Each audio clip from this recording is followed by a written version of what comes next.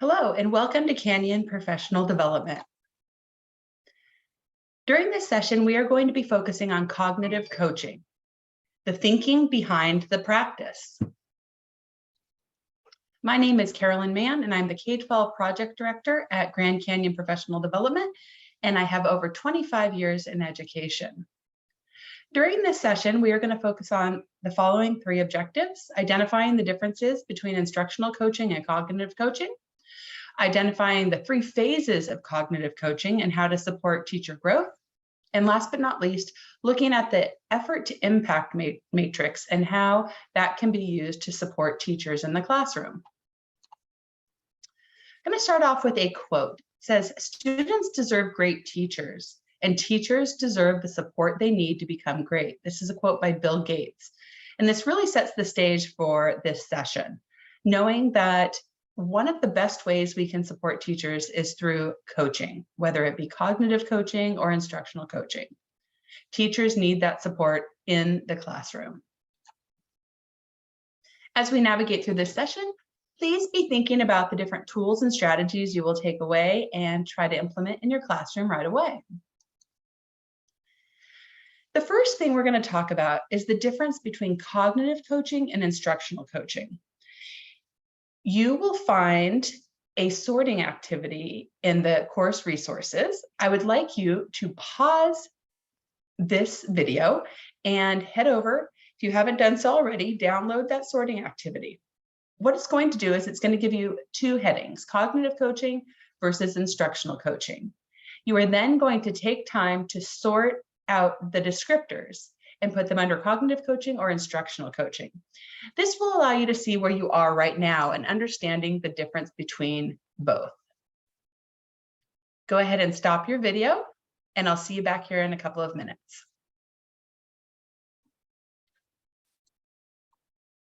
Okay, so hopefully you found the cards and you were able to cut them up and put cognitive coaching, instructional coaching, and then description and purpose for each, and you were able to sort through those cards. As we navigate through the remainder of the session, I want you to feel free to readjust, to move those cards under a different category, maybe move the instructional coaching to cognitive coaching and vice versa.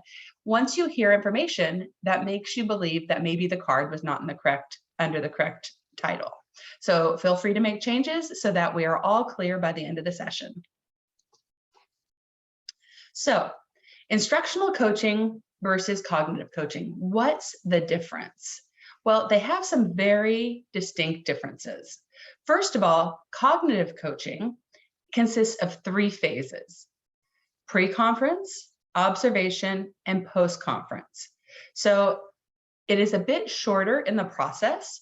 The coach will plan and schedule that pre-conference where they'll talk to the teacher about what they could use some help with and what they should be focusing on during the observation so that they're able to provide some feedback. Next, the coach will set up an observation time that works for the teacher, and they will come in and visit. And then preferably shortly after the observation, not right following the observation, because sometimes that's not the best time. Teachers are still sort of a little anxious about being observed. Maybe they're taking their kids out to recess. So make sure the teacher has time to calm down and reflect on how they feel the lesson went before joining them for that post-conference. At that post-conference, the teacher and the coach will have a conversation. Throughout a lot of the conversation, the coach will be listening and the teacher will be talking. That's because with cognitive coaching, we are trying to support teachers in becoming more autonomous and being able to reflect on their own practices and determine some changes or modifications that can be made to improve their practice. As I just shared, increasing teacher autonomy is a very important piece to cognitive coaching. Unlike instructional coaching, where we focus mainly on strategies and procedures or practices that a teacher can use to support student learning, when we are talking about cognitive coaching, we're focusing more on classroom practices, the practices that the teacher is implementing to support student learning, positive behaviors, etc. So one of the things that you want to do as the coach is you want to encourage the teacher to self-monitor, to self-analyze, and to self-evaluate. In addition, cognitive coaching helps teachers enhance their intellectual growth. So rather than the coach going in with all the answers, they are going to provide probing questions that are going to help the teacher explore the thinking behind their practices. So if you have a teacher who is talking about how journaling in the classroom just isn't working out, the kids, that she is not getting quality answers from them, you might start off with a question such as, why are you having your students do journaling? Perhaps the teacher will say, well, I'm having them do journaling because I wanted something that was productive for them to do in the morning. Okay, so do you read their journals? No, not usually. I just have them, write in them, and I know they're busy. So at that point, we are starting to prompt them to think, well, if you're not looking at them, how do you think your students perceive that? And you continue to move on from there. So at some point, hopefully they'll realize that the students are possibly saying this is busy work that is not important. At that point, they can decide how to change their teaching practice to make this a more meaningful activity for their students. This one can be difficult. So you want to foster professional inquiry, but you're going to refrain from solution listening. As a coach, this was difficult for me. You aren't there to just provide answers or to provide strategies or instructional practices. You're there to mediate their thinking. So that solution listening, where you are continuously asking questions to help them reflect on their teaching and to come up with their own solutions. This, in the long run, is going to allow that teacher to be autonomous because they're not going to always need somebody else to work with in order to solve their problems. So that solution listening, asking those open-ended questions that really help them reflect on their teaching. Also, cognitive coaching leads to heightened awareness in regard to decision-making. So you're going to help them find solutions and make informed decisions about their practices in the classroom. They are not going to just choose something because maybe a fellow teacher does it. Instead, they're going to have this heightened awareness where they know exactly what this practice or what this activity or how they are running this circle time is going to affect student learning or perhaps even behavior management within the classroom. So they're going to really have a deeper understanding about the impact that they can make based on their choices. As you think about those things, what are you doing right now as you're working with teachers? Are you providing those open-ended questions that are allowing them to dig deeper into their instruction and supporting them with questioning that helps them come up with their own solutions, in turn allowing them to become more autonomous in their professional development journey? So those are just a few things to think about.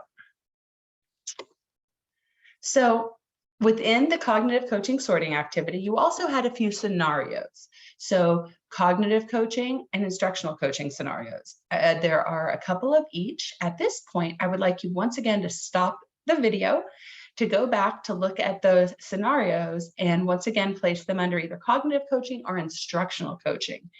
Read the scenarios, decide where you think each scenario belongs. So go ahead and take a couple of minutes and hop back on. Great, I hope that was helpful. Oftentimes coaches and teachers want to understand what this might look like in the real life classroom. So some things to remember in regard to cognitive coaching versus instructional coaching. Instructional coaching focuses on the learner. So instructional coaching is based on data-driven outcomes. the teacher and the coach focuses on data to create goals and then next steps to help learners make progress.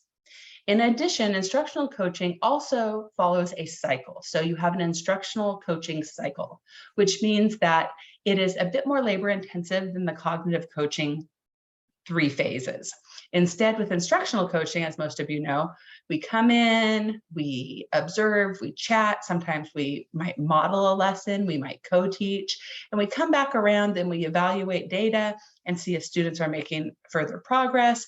If they've made all the progress, we might end that cycle. If not, we might come back around and work hand in hand with the teacher on another initiative that they're going to implement in class. On the other hand, as you saw with cognitive coaching follows those 3 phases, and we're not focusing necessarily on providing them with skills and strategies and instructional strategies. Instead, we're helping them really take a deeper look at the practices, their everyday practices that they're utilizing in the classroom to help them become better educators. You also, in the handout section, you have a handout that includes a overview of both instructional coaching and cognitive coaching. This is a great handout to share even with your administrators. Looks at the big differences between cognitive coaching and instructional coaching. So you can take a look at that. Something else that's really important down here at the bottom is, as a coach, sometimes you go into classrooms and you wonder, okay, I thought I was coming in here for maybe some instructional coaching. And then when I started to have a conversation and was going to get ready to start setting up some meetings, I realized, you know what? They're actually doing really well with their instruction and the strategies that they're using. They really just wanted a little advice, trying to determine which particular strategy would be better, A or B, but they were very, very competent in using both strategies. So at that time, I back up as the coach and go, you know what? This isn't necessarily going to be an instructional coaching cycle. Instead, I'm just going to give a little advice, just like I would with my colleagues, right? Regular teacher to teacher advice. That can happen with cognitive coaching as well. Maybe you think you're going to go in, that this teacher's talked to you about how they're struggling with behaviors in the classroom. And instead, it was more of a consulting. They just wanted to run a few things by you. It wasn't necessary to do the formal 3 phases where you did the pre-observation and the observation and the post-observation. Instead, a little consulting. So really, as the coach, you have to be the one to make the call. Now, one thing that I will caution is that sometimes teachers, just like our students, they want things fed to them. So you might go in thinking you're going to be doing a cognitive coaching session and helping that teacher grow and become more autonomous. And they might continue to try just seeking advice where they want you to give them solutions to their problems. In that case, you have to be very, very specific and share with them what cognitive coaching looks like and how you're there to support them, that you're there to help support them through questioning and helping them explore and reflect on their current teaching practices. It might be a little difficult at the beginning with some teachers, but eventually they really understand the value. Okay, so in addition to knowing the difference between instructional coaching and cognitive coaching, we need to have our own toolbox as coaches to know how to support teachers to work smarter, not harder. So one way that we can support teachers is by sharing the effort to impact matrix with them. Some of you might already be familiar with this because they actually use this effort to impact matrix in a variety of professions and for helping determine the best practices and efforts that should be made. So here on the screen, you can see the effort to impact matrix. You have your x-axis going across, and that's the impact that whatever decision the teacher makes or strategy the teacher implements, that's the impact that it's going to have on student learning. Going up the y-axis, we have effort. Now, is this strategy or new procedure going to take a lot of effort and a lot of time and input from the teacher, or is it going to be something that's fairly easy to do? Then we look at all of our boxes and we see the variety of results that we can have. So the first one we're going to look at is is quadrant 1. Here we have activities, assignments, changes to behavior plans, behavior management that are low effort. However, they also really only have low impact. It's not going to make a huge change in your classroom. So some examples might be like you could redesign a bulletin board so that you're using it more effectively and it's not just for aesthetic reasons. Or maybe you change your lesson plan template because you know that it's taking you so long that you don't feel like you're doing as good of a job prepping as you should be because it's a tedious process. Both of those things are going to make an impact, just not maybe as big of an impact as some other things. However, they can be quick, easy to do, and they're still worth taking into consideration. Next, we have 2. This is where we have high effort, low impact. This one is definitely not a teacher's favorite.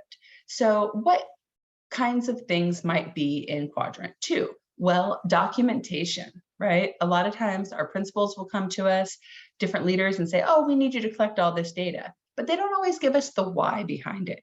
And sometimes we might say, what is the purpose of this? I don't know how I'm going to use this, and it takes a lot of work. In that case, you're going to want to dig a little deeper because if you're going to be using your resources such as time and energy, you want to make sure you know how you can use it. Otherwise, it turns into this high effort, low impact, and it doesn't feel like it's worth your while. Then we have quadrant 3. This is high effort, high impact. I see a lot of new teachers who tend to fall into quadrant 3, where they're coming up with new procedures for their classrooms or these great big assignments that are wonderful and they're going to have a high impact on student learning, but they're also putting a lot of teacher time into them. And that's okay. The important thing is that you're not wearing yourself out by making every one of your efforts in the classroom a high effort, high impact, because sometimes that might not be necessary for the student learning that needs to take place. And last but not least, we have 4, quadrant 4, low effort, high impact. This is an area where when you go in as a coach, maybe for cognitive coaching, they're having an issue with behavior management and they can't figure out why their students are always off task when they come back from lunch. And so you observe and you share what you see the students doing, you share what you see the teacher doing. You don't give them advice or tell them what's going right or wrong necessarily, but after sharing, it allows the teacher through some probing to come up with maybe a solution. You know what? I think the solution is they don't go to the bathroom. And so then I have a lot of kids asking to go to the bathroom to get a drink. I know what I can do. The solution might be that I make sure to remind them before they go to lunch that they need to do this before they come back in, or perhaps we have time to stop for a quick water break on the way in the classroom. So it might be something that is really low effort on your part. However, it's a high impact because now you can begin your instruction right away and not lose classroom time. So that would be maybe improving your classroom management. Another example would be effective student grouping. Sometimes when we realize that our groups aren't working and we can determine why through reflection, we can regroup and it makes a world of difference. So remember, on the effort to impact matrix, you have these 4 categories. And as the coach, I highly recommend that you start brainstorming what you're going to put in your coaching toolbox. So when you're working with teachers, although when you're doing cognitive coaching, you're not going to just push strategies and solutions their way. That doesn't mean that you can't send them this great article, which would be maybe low effort, high impact, if it has stuff they really need, to read about best practices with behavior management that you think will really help them. So you're going to want to begin to build your coaching toolbox. And you're going to want to consider different suggestions or strategies or tools that you could put in each of those 4 quadrants. In order to get you started, I've created this document, which you will find within your handouts, and you will be able to start your list. You'll notice I started with quadrant 4, because if you're just starting out with coaching or a new group of teachers, it's always nice to go in and have some of those low effort, high impact suggestions or resource supports in your pocket so that you're able to show that you've taken the time to find some really high impact strategies or information that you've shared with them, and that you're knowledgeable. So hopefully they're going to invite you back when they need to move on to one of those high effort, high impact changes that they want to make in the classroom. So you have access to this. I suggest that you take time to brainstorm and make sure that you have that handy. So I'd like you to consider your takeaways from this session and think, are you able to now determine the difference between instructional coaching and cognitive coaching? When you really think about each of those titles, it becomes more self-explanatory. When we're talking about instructional coaching, we're talking about instruction. We're talking about strategies, instructional strategies, and different best practices for particular subject areas. When we're talking about cognitive coaching, it might still include some of the things that they're doing within subject areas, but it's going to be more about the why, about the thinking behind the practices, and how teachers need to be able to reflect on their teaching and make small tweaks so that their classroom is run more efficiently. I also want you to consider who you can turn around and share that impact to effort or effort to impact matrix with. Can you share it with teachers? You might have your own, but maybe that's something you share with teachers in the coaching process so they can start to build their own toolkits as well. So as a summary, cognitive coaching includes 3 phases. It is meant to increase teacher autonomy so that they can work through their own issues and feel that they have that self-efficacy, that they have their own solutions. It doesn't mean that we still don't need to collaborate with others, but there are times when it's nice to feel like we can handle something on our own. Cognitive coaching also enhances intellectual growth. It promotes professional inquiry, and it supports informed decision-making. So to end with our quote again, students deserve great teachers, and teachers deserve the support they need to be great. So as you walk away from this session, be thinking about that. How can you use what you've learned about cognitive coaching and the effort to impact matrix to be the support that teachers need? Thank you for joining me, and I hope you learned a lot during this session.